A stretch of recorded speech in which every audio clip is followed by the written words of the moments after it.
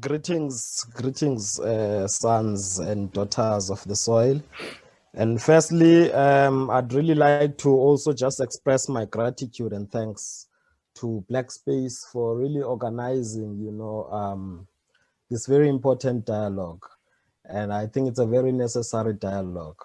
But I think I would also like to just take a moment, sons and daughters of the soil, and just pay my condolences to the families of all those Black people who have lost their lives in the ongoing violence that we are seeing around the country at the moment.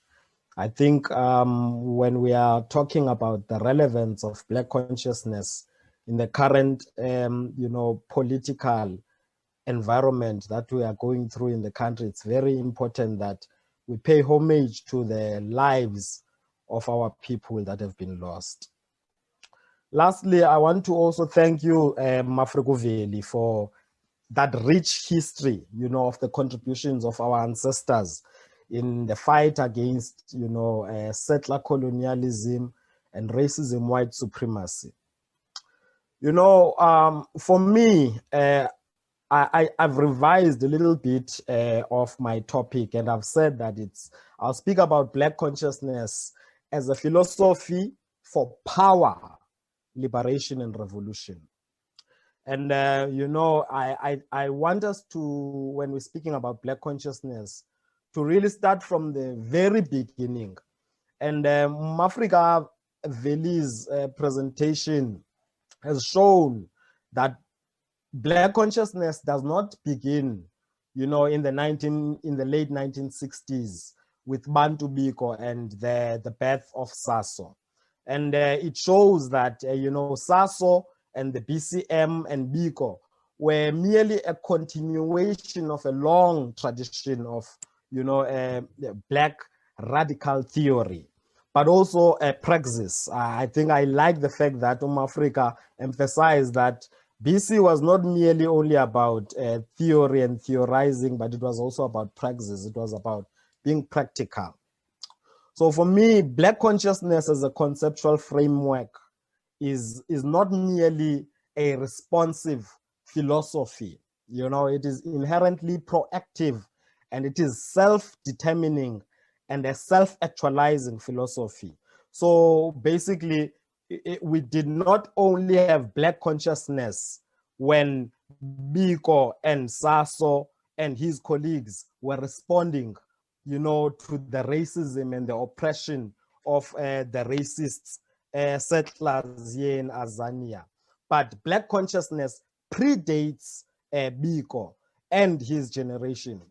So what I want to do here in Mnama Africa, I'm going to speak about Black consciousness before colonialism. And then I will speak about Black consciousness after colonialism very briefly. And then I want to also just focus a little bit on Biko as a rebel philosopher, and the notion of Biko as a philosopher. And then the last issue that I will look at is the problem of abstract philosophy. Eurocentric philosophy is rooted in abstractions and so forth. So I will just speak briefly on that. So on BC, before colonialism, Africa, it is an accepted fact that Africa is the cradle of humanity. This has been said by academics and various other scholars on many different platforms over and over. It is also in the education curricula that humanity began in Africa, let alone that they advance the Darwinist theories, even when they acknowledge that humanity began in Africa. It is still located within the paradigm of Eurocentric thought, Darwinism and so forth, you see. So, but one less accepted fact is the fact that Africa is not only the cradle of humanity, but Africa is also the cradle of civilization, and Africa is also the cradle of all the scientific disciplines of the world. And so if we acknowledge that fact, and we look at the civilizations that thrived throughout the African continent, civilizations like the Kushite empires, the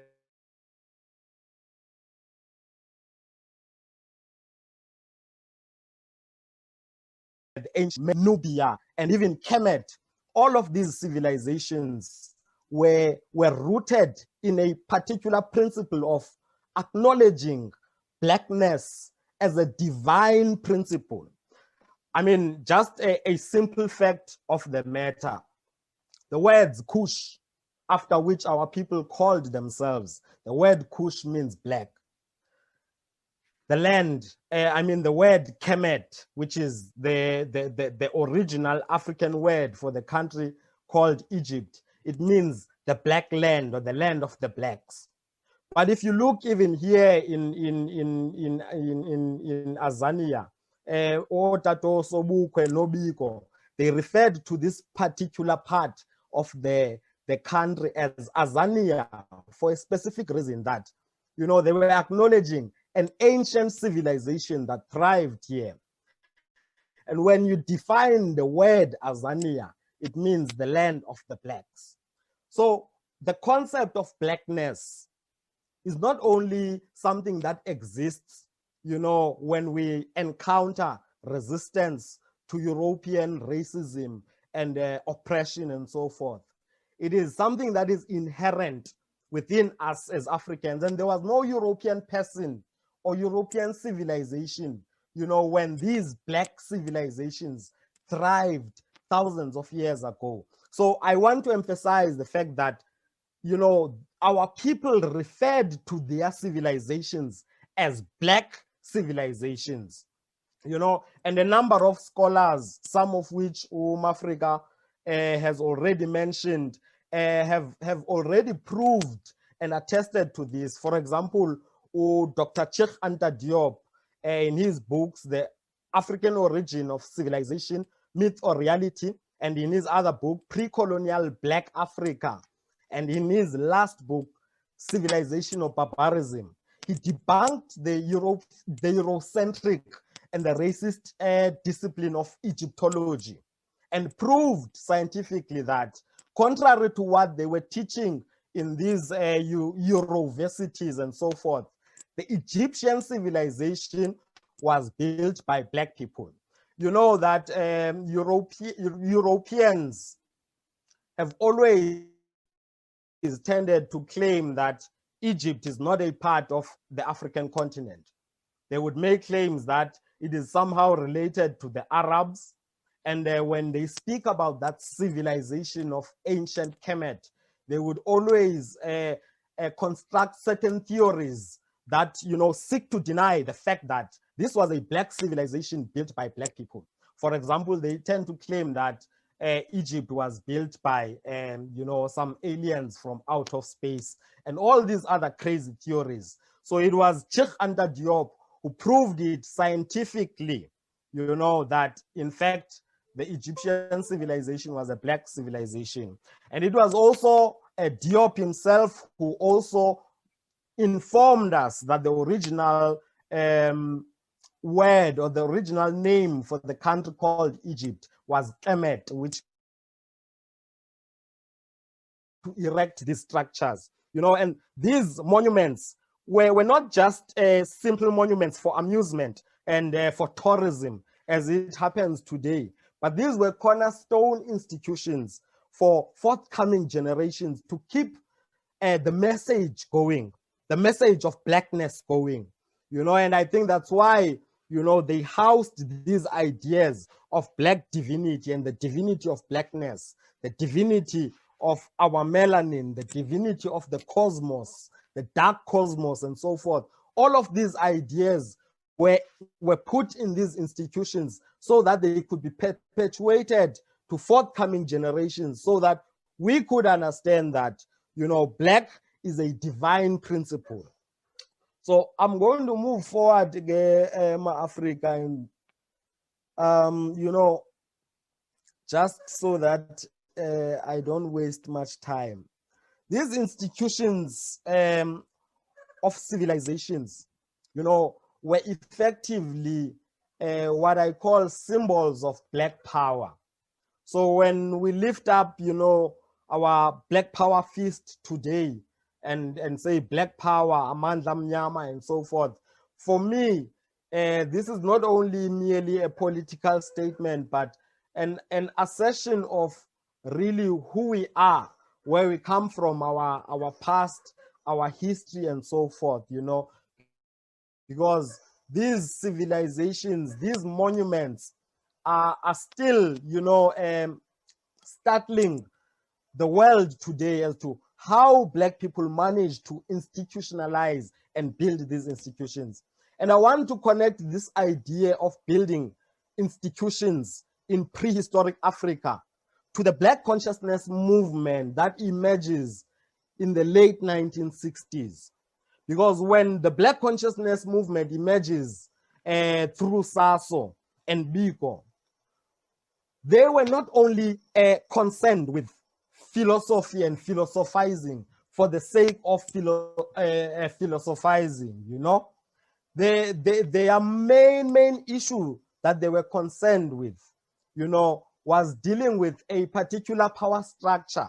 And one of the things that the Black consciousness movement did and thrived in, which is what I want to connect to what our ancestors in Kemet, in Kush, in Songhai, in ancient Azania did, is that they built institutions.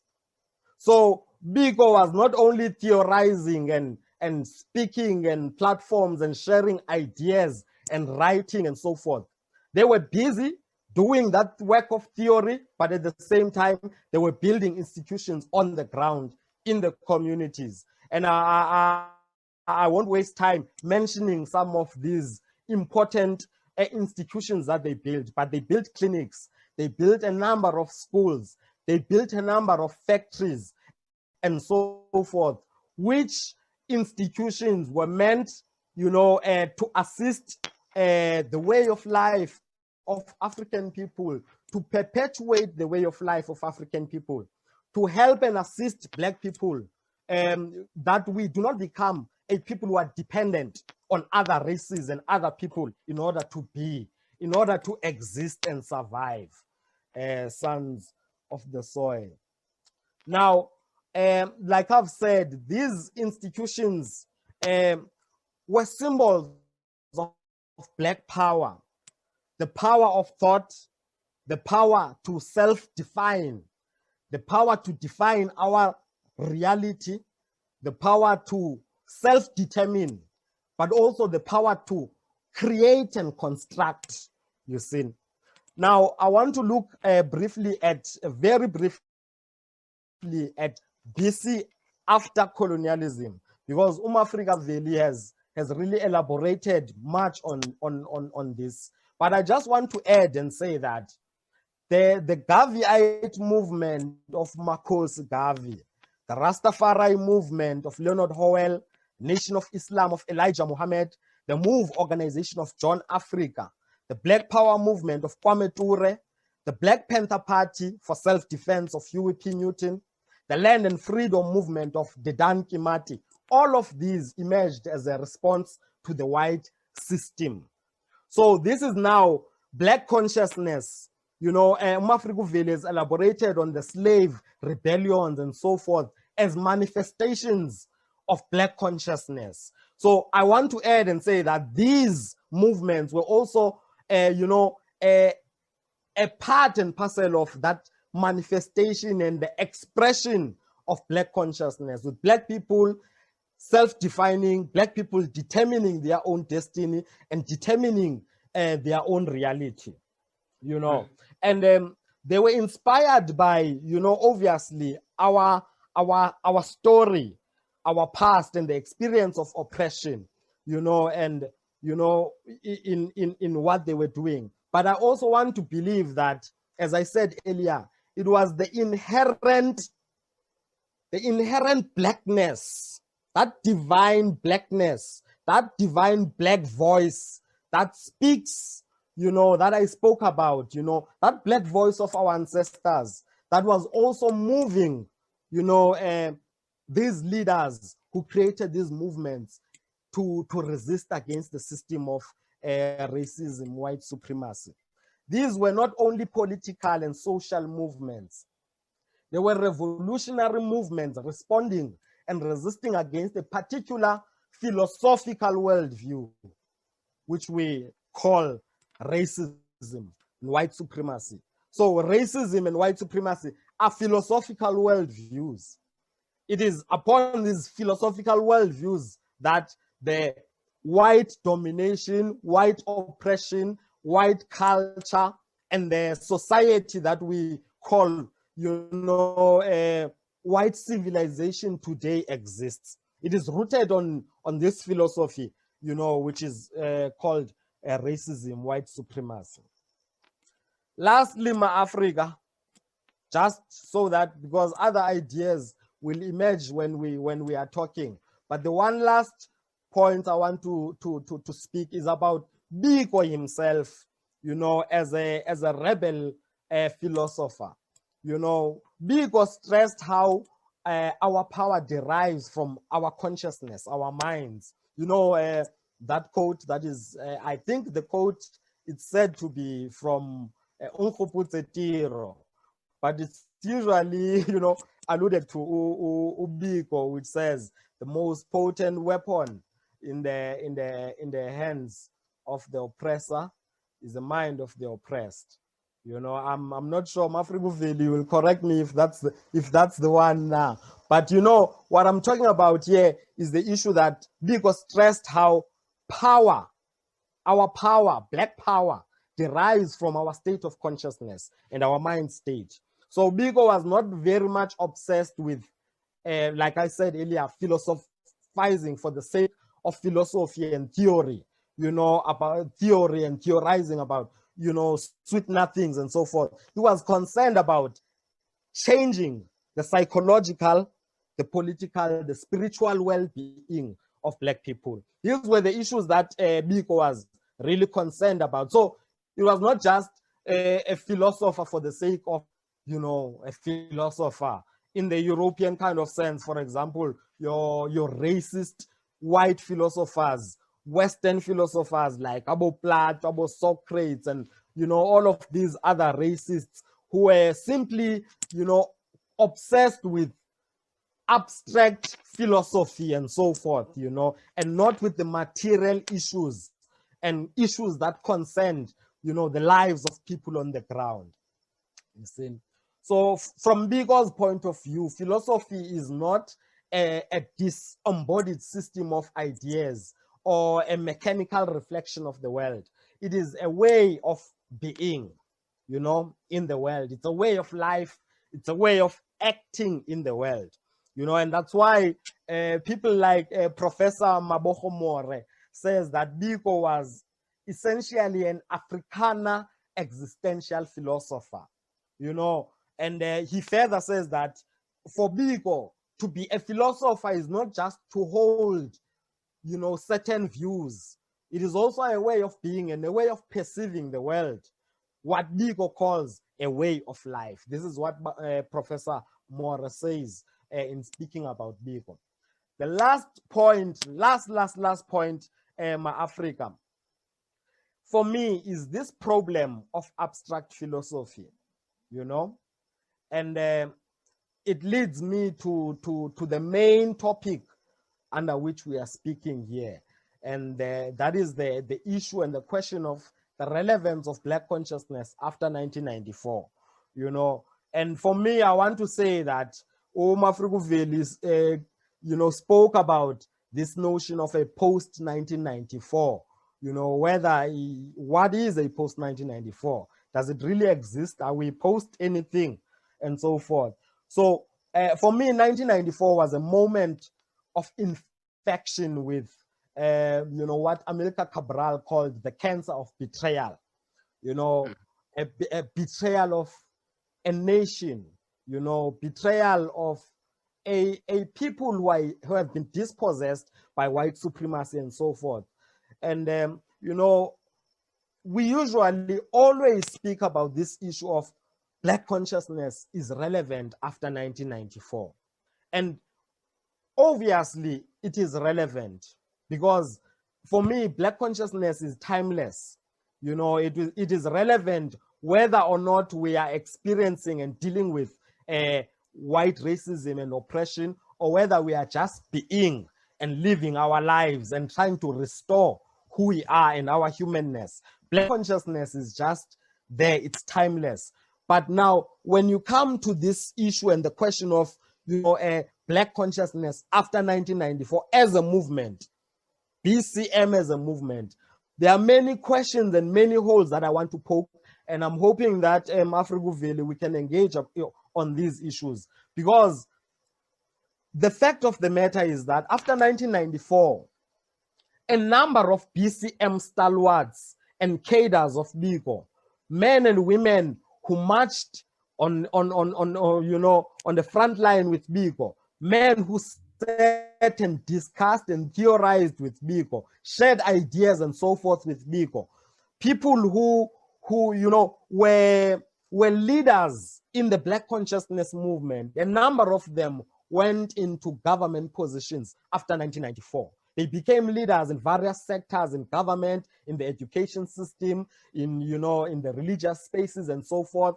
A number of them were vice chancellors. Some of them were even advisors to former President Thabo Mbeki and so forth. So they've been leaders in the SABC, which means we have had BCM people in the entertainment space and so forth, and the media. But the question is, why is it that all of these philosophical ideas have never translated into any legislation, into anything practical for Black people? Why is it that we have got people who lived with Biko, marched with Biko, theorized with Biko, people who have had the opportunity, had the means, the resources and so forth, but none of those people have really done anything significant? And I'm talking even in terms of building institutions. What institutions have we built? What institutions have these leaders who lived and breathed with Biko, had Biko's voice and so forth? They've built no institutions for Black people after 1994. And so for me, this is the tragedy which I refer to as this cancer of betrayal. And it is a betrayal not only to Black people, but also to Biko himself. And I think I would like to stop there, Ma Africa.